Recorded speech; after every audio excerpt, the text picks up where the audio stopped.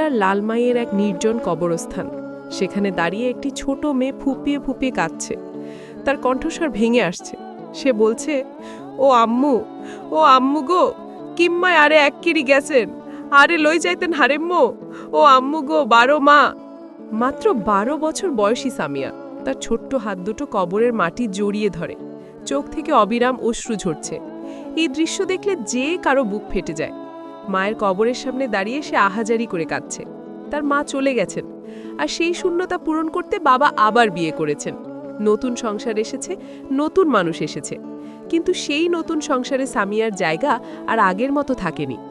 স্থানীয়দের ভাষ্য অনুযায়ী নতুন মা প্রায়ই সামিয়াকে মারধর করতেন। কখনো কখনো তাকে 2 দিন পর্যন্ত ঘরে আটকে রাখা হতো। খাবার, স্নেহ কিছুই পেত না সে। একটি 12 বছরের শিশুর জন্য এটা শুধু কষ্ট নয়, এটা এক ধরনের নীরব নির্যাতন। প্রতিদিনের অবহেলা, কড়া কথা আর শারীরিক শাস্তি সামিয়ার ছোট্ট শরীর ও মনকে ভেঙে দিচ্ছিল।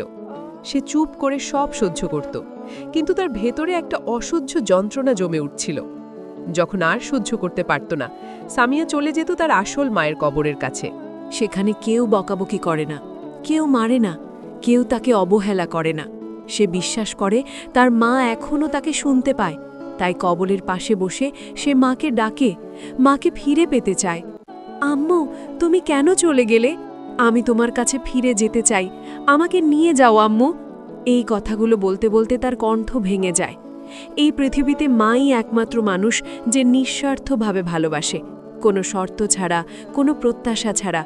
সামিয়ার মা চলে গেছেন, কিন্তু সেই ভালোবাসার স্মৃতি এখনও তার বুকে জল করে।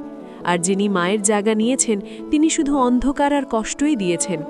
সামিয়ার এই গল্প শুধু একটি শিশুর গল্প নয়, এটা হাজারো সামিয়ার গল্প, যারা মায়ের অভাবে নতুন সংসারে অবহেলা আর নির্যাতনের শিকার হয়। কিন্তু সামিয়া আমাদের শেখায় ভালোবাসার জন্য লড়াই করতে হয়, মায়ের স্মৃতিকে আঁকড়ে ধরে বেঁচে থাকতে হয়। আজ যদি আপনার চারপাশে কোনো সামিয়া থাকে, তাহলে একটু স্নেহের হাত বাড়িয়ে দিন, একটু ভালোবাসা দিন।